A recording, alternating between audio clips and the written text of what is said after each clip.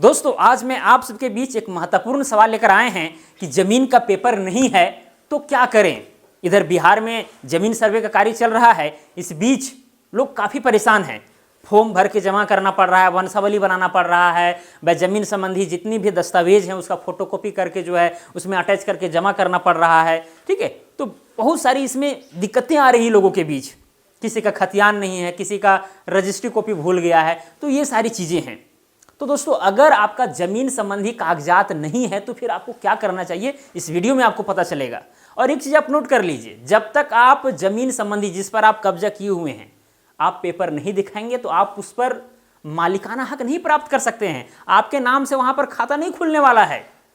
उस जमीन से आपको हाथ धोना पड़ सकता है, या तो वो जमीन सरकार के नाम से हो जाएगी या फिर किसी दूसरे व्यक्ति के नाम से जो उस जमीन से संबंधित कागजात को दिखाएगा। तो वैसे कंडीशन में आपको क्या करना चाहिए, यहाँ पर आपको पूरा जानकारी मिलने वाला है। आप कैसे जमीन संबंधी कागजात निकालेंगे बिहार में, ठीक है, यहाँ पर आपको जानकारी मिल जाएगा। ठीक है, बने रहिए केवल इस वीडियो में।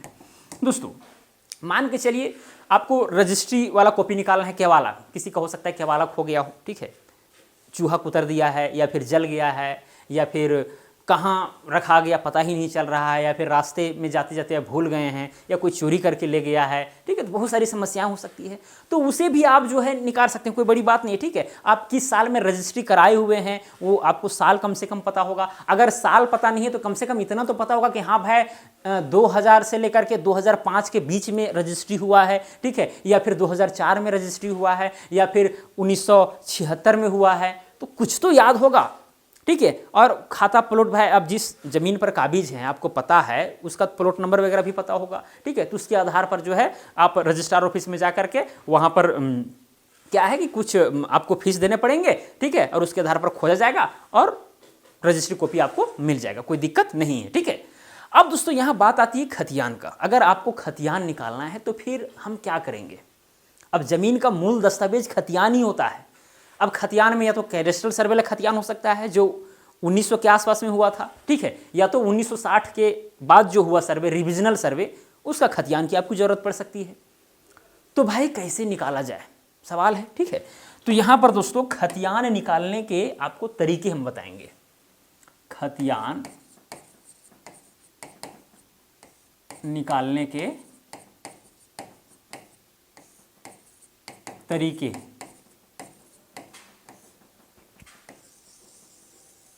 दोस्तों यहाँ पर मुख्य रूप से दो तरीका है। एक तो ऑफलाइन, ऑफलाइन कहने का मतलब आप जिला अभिलेखागार जाएं, जिला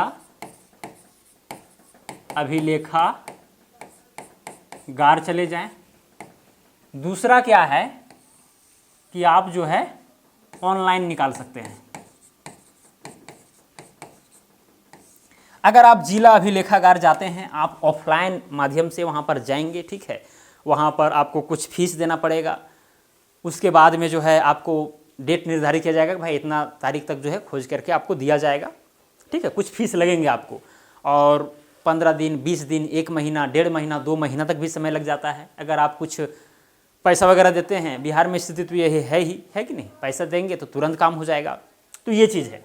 तो जिला अभिलेखागार में जाकर के जो भी वहाँ पर प्रक्रिया है उसको फॉलो करके आप जो खतियान नहीं है आपके पास, ठीक है, उसके संबंधित जो भी आपके पास जानकारी होगा कि भाई इसके नाम से खतियान था, या खाता नंबर ए है या खेसरा नंबर ए है, ठीक है, इसका हमको खतियान निकालना है, तो वो डेटा भर के वहाँ पर जमा कर दीजिएगा, तो आपको जिला अभिलेखागार से खतियान का कॉपी मिल जाएगा, सर्टिफाइड कॉपी। ठीक है, और वो जो जिला अभिलेखागार से जो भी खतियान, चाहे रिविजनल सर्वे का खतियान हो, चाहे आपका कैडेस्ट्रल सर्वे का खतियान हो, या फिर आपका बंदोबस्त वाला हो, ठीक है, या अतिक्रमण का हो, जो भी कागजात आप निकाल रहे हैं सर्टिफाइड रूप में निकलेगा, और वो कागजात आपका हर जगह मान्य होगा। कोर्ट में भी मान्य होगा, सर्वे हो रहा है तो उस जगह पर अगर आप दिखाएंगे तो वहाँ भी मान्य होगा, सब जगह होगा, कोई दिक्कत नहीं है। जिस तरह से ओरिजिनल खतियान का मान्य होता है उसी तरह से इस खतियान का भी मान्य होगा। ओके, तो पहला तरीका ये है। दूसरा तरीका है ऑनलाइन। आप घर बैठे भी जो है सो निकाल सकते हैं। ठीक है, वो कैसे देखिए। अब ऑनलाइन में भी दो तरह का है। दो तरह का ये है कि जो टाइप किया हुआ जो खतियान है, टाइप किया हुआ खतियान, ठीक है, टाइप किया हुआ खतियान मतलब आप ऑनलाइन में जो है तो वहाँ से जो है आप टाइप किया हुआ जो खतियान है उसे आप निकाल सकते हैं, कोई बड़ी बात नहीं है।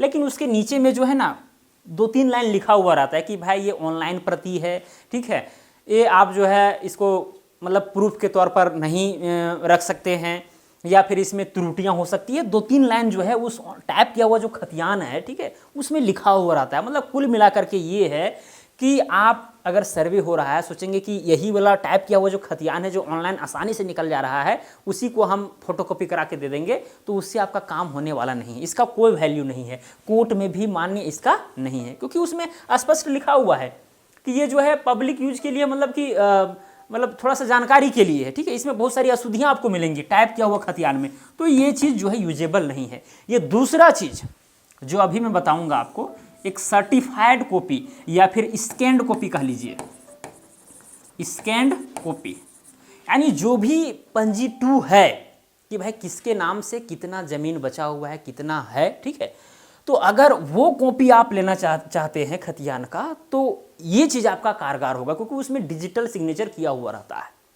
ठीक है। अब ये भी चीज़ जो है आपको वही भूअभिलेख.bihar.gov.in में जो है आपको जा करके अपना मोबाइल नंबर से वहाँ पर रजिस्टर करना होगा, लॉगिन करना होगा, ठीक है। बहुत सिंपल प्रोसेस है। अगर आप बोलेंगे तो इस पर हम वीडियो बना देंगे, ठीक है, कि कैसे जो है ऑनलाइन आप घर बैठे जो है पूरा स्टेप बाय स्टेप बता देंगे, ताकि आपको चीज़ें समझ में आ जाए।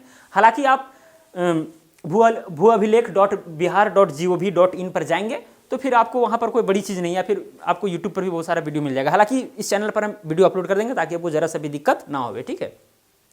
तो क्या है दोस्तों, वहाँ पर आपको डेटा भरना पड़ेगा कि भाई कौन से ज़िला से हैं आप, ठीक है, कौन सा अंचल और कौन मतलब आप गांव का निकालना चाहते हैं, तो आप आसानी से वहाँ पर जो है निकाल सकते हैं। पूरा अगर अंचल का आप निकालना चाहते हैं खतियान, तो पूरा अंचल का वहाँ पर दिख जाएगा, चाहे कैडेस्ट्रल सर्वे का हो, चाहे रिविजनल सर्वे का हो, चाहे फिर और भी बंदोबस्त वगैरह किया हुआ हो, ठीक है, वास्तविक भूमि का हो, सारा तरह का वहाँ पर ऑप्शन रहता है, ठीक है। आप पूरा डिटेल निकाल सकते हैं। एक रहता है देखने वाला, ये जो स्कैन्ड कॉपी है, ठीक है, एक तो आप देख सकते हैं। अगर आप चाहेंगे कि नहीं हम डाउनलोड करें, और चूंकि मेरे पास खतियान नहीं है, खो गया है भाई, तो डाउनलोड करके उसको हमको अटैच करना है या फिर कहीं पर कोर्ट वगैरह में प्रूफ के तौर पर रखना है, मतलब ओरिजिनल चीज़ आपको चाहिए, तो क्या है कि आपको वहाँ पर डाउनलोड करना पड़ेगा। जो स्कैन्ड कॉपी है उसको क्या करना पड़ेगा, डाउनलोड करना पड़ेगा। और डाउनलोड करने के लिए दोस्तों आपको 20 रुपया प्रति पेज, रिक्स 20 रुपया प्रति पेज जो है आपको लगेंगे। आपका खतियान जिस पेज में है आप देख लीजिएगा सही ढंग से, ठीक है, कि हाँ भाई इस पेज में जो है मेरा खतियान है, तो फिर जो है उसको आप डाउनलोड कर लीजिएगा, 20 रुपया आपको लगेगा, ठीक है। फिर उसका जो है आप फोटोकॉपी वगैरह जो करा लीजिएगा, निकलवा लीजिएगा, और वो चीज़ जो है आपका हर जगह पर वैलिड होगा, कोई दिक्कत नहीं है। जिस तरह से ओरिजिनल खतियान का वैलिडिटी होता है, ठीक है, जिस तरह से मान्य होता है, उसी तरह से ये स्कैन्ड कॉपी, क्योंकि इसमें जो है जो भूअभिलेख.bihar.gov.in में जो मौजूद है वो उसमें डिजिटल सिग्नेचर किया हुआ रहता है, ठीक है, मतलब वैलिड है पूरी तरीक़ा से, तो उसका आप यूज कर सकते हैं और ये घर बैठे आपका काम हो जाएगा, कोई दिक्कत नहीं है। अब एक सवाल ये भी है कि अगर हमको खाता खेसरा कुछ भी पता नहीं है तो कैसे निकालें। अब दोस्तों आप जिस ज़मीन पर मान के चलिए मौजा है, गांव है, ठीक है, अब यहाँ पर बहुत सारे प्लॉट हैं, हज़ारों की संख्या में, ठीक है। अब इस ज़मीन पर आप काबिज हैं, ये वाला ज़मीन पर, अब इसका आपको खाता खेसरा कुछ पता नहीं है भाई। अगल बगल वाला तो कम से कम जाकर के आप पूछ सकते हैं कि भाई आप लोग का कितना है, ठीक है।